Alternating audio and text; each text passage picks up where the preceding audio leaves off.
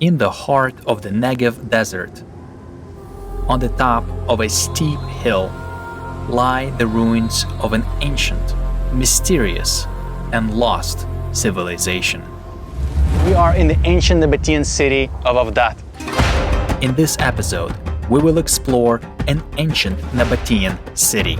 Untouched since the 7th century, it is the home to the burial caves, Byzantine church with Greek inscription slabs, and an incredible cross-shaped baptismal place. This is so cool because we knew nothing about Nabatean culture, and it is absolutely fascinating. The Nabateans are a very mysterious group of nomads who knew the secret trade routes through which only they were able to trade precious spices, get rich, and build themselves an entire empire. Their kingdom's capital? Petra. But here's the problem. The Nabateans appeared only for a few centuries in the human history. In the 4th century, they magically vanish, leaving only ruins behind them. This left historians with great questions. Who were they? And could they be related to the wise men that came to visit Jesus after his birth? And more importantly, what had caused their disappearance? So come and join us on this little walkthrough of Avdat, an ancient Nabatean city, starting from the parking lot down there all the way up here. Hope you enjoy it. Wow, I love it. See the green down there? Yeah. This is so great. In the desert, like a really green patch. This is very steep. I don't know about you, but this is pretty steep. Not looking there. That's chiseled. Yeah. You want to walk there? Take a look. Sure.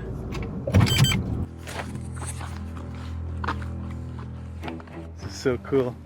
Just love to do these walks in the middle of nowhere together with you. This is awesome.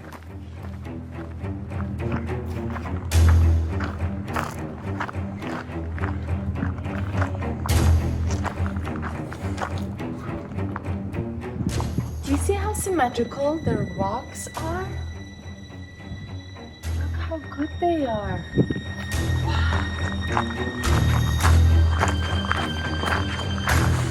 Oh, this is what we saw in the video. Wow. Burial niches.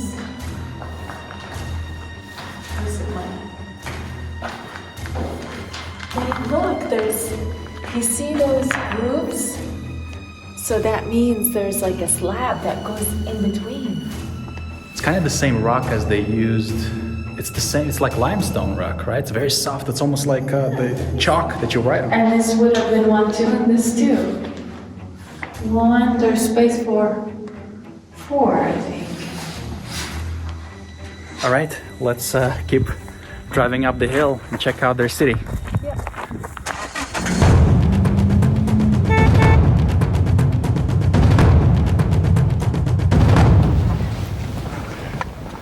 Wow. Welcome to Avdat. Okay, let's see. Do you want to go to the pillars? Let's do it. I think we could just continue walking on this path. Look at that bird.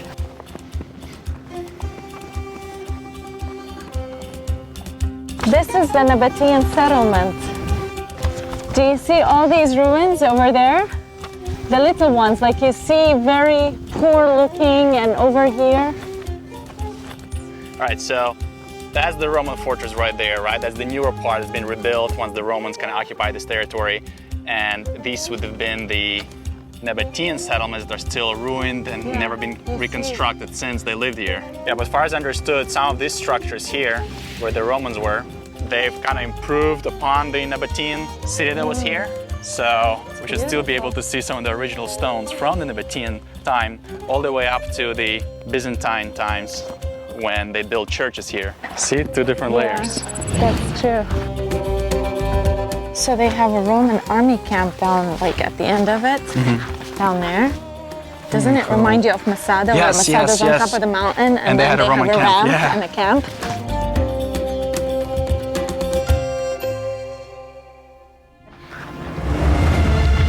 look, this is like a place where they would sell the spices. It's like a marketplace.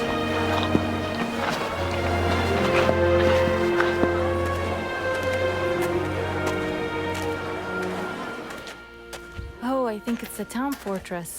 Wow.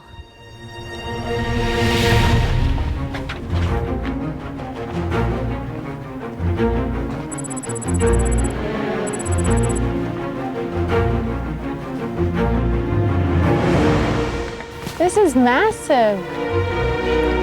Do you see the pipe, the clay pipe, the Roman piping system? Yeah. And look, down there, it goes like into a water reservoir or something, right?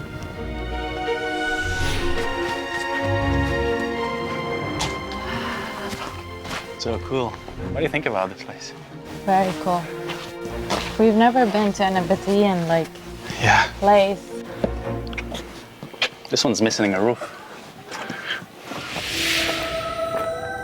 Look at this. You got a cross here, a vivid cross. Beautiful. So cool. So this was a church in the 4th century. Just imagine people here almost 1,600 years ago. Hey, look at that. Wow. Look how cool this is. You got a menorah, 1, 2, 3, 4, 5, 6 candle in the 7th one. There's the biblical menorah and the cross right next to it.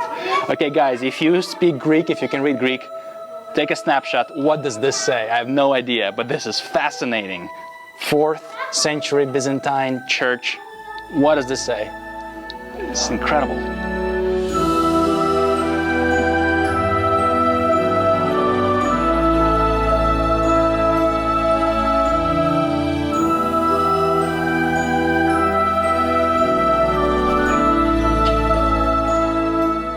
Oh, there's more.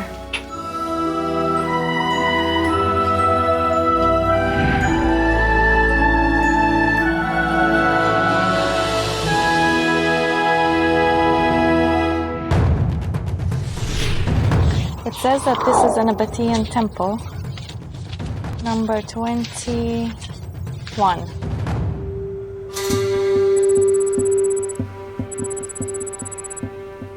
You gotta see this, look. You can see vaguely the traders' routes to Gaza. Like you see the modern street, and it's right behind it. So you can see it here on the map too. And there they have it here to Petra. I see it. So these are the ancient trade routes that the Nabateans has established to build their empire. Yeah, and they traded like incense, spices, and gold. Actually, if you look right along the trade route over there, there are ruins. Do you see them down there where the green is? Yeah. Do you see them? The lost civilization of the Nabateans seemed to appear a few centuries before Christ, and then a few centuries later disappeared from the face of the earth. They left almost no written records behind them, making it really hard on historians to figure out their origins, practices, history, and the reason for their disappearance. But their disappearance wouldn't be as noticed have they not built an empire. They developed trade routes in northern Arabia that connected places as far as India to Israel and Egypt. They held the knowledge of secret water reservoirs that no one else had, so they could transport the spices and silk through a deadly desert. In the span of their existence, they have aggregated a great fortune. They have built a magnificent hidden city of Petra, carved out of the bedrock inside a hidden canyon. But who are they? And where did they come from? Josephus Flavius, a 1st century Jewish historian and also 4th century Christian historian Eusebius or Jerome, suggested that the Nabateans originated with the Nebaioth, the firstborn son of Ishmael, a grandson of Abraham. Unfortunately, the modern historians reject this claim. But whoever they are, they do seem to play an interesting role in the land of Israel.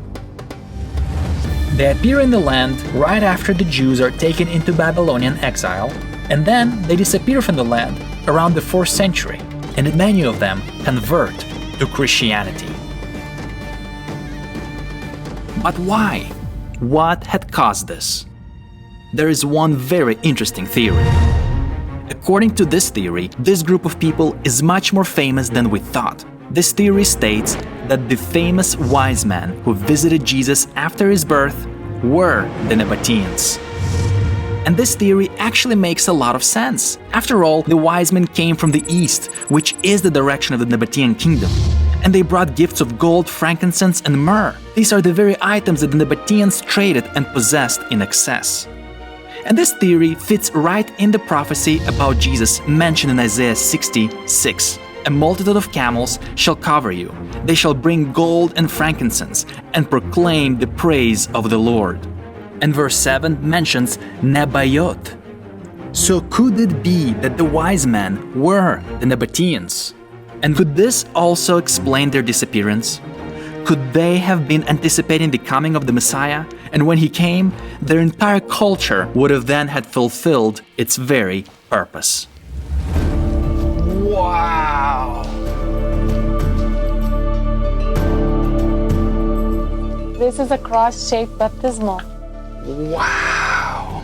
It's renovated, restored, obviously. Yeah. But this is so cool. This is just like the one they have in Shifta. So there was one here too, but there it's preserved better. This one is a little not as well preserved, so they have to restore it. But it's the same thing, just like they had it there. Yeah. Incredible! Think about the view they had.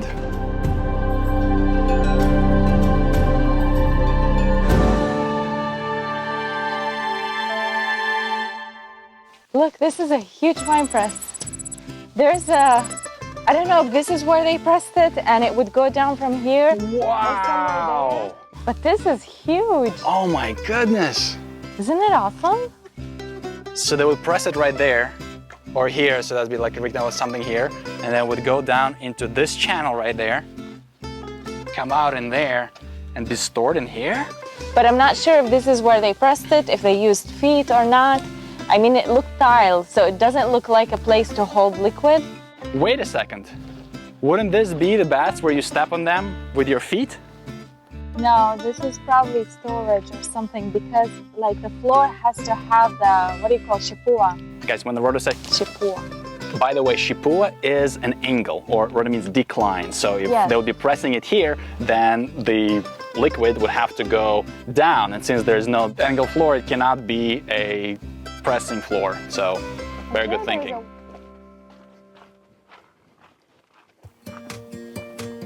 Look how cool. It's those pottery that are like decorated. They have those grooves that, or those linings that go around. We should keep them in their place though. I don't know if they're important. Where did I put them? So much of it has been destroyed. Wow, just kind of crumbled down. What's cool about this entire city that no matter what they're doing, whether they're in church, they're pressing wine here, they have an incredible view. Think about it. I mean, you're doing here something, whatever you're doing, whatever your occupation is, the view is just stunning. You're on top of the hill and it's all valley around you. So beautiful. Well, this was awesome. It's beautiful, and I don't think we even scratched the surface about, you know, Nabateans or this era. There are so many unknowns. Gorgeous views and a lot to look at here. I didn't expect it to be so nice. It's beautiful, isn't it? Yeah, I'm glad we stopped. Me too. Ready to go? Yeah, let's go.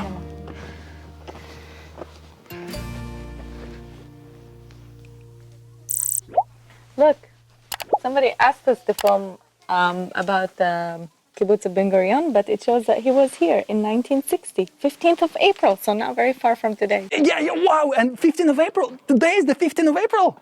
Yo, this is so cool. It's the 14th of February. It's terrible. Wow, that was way off.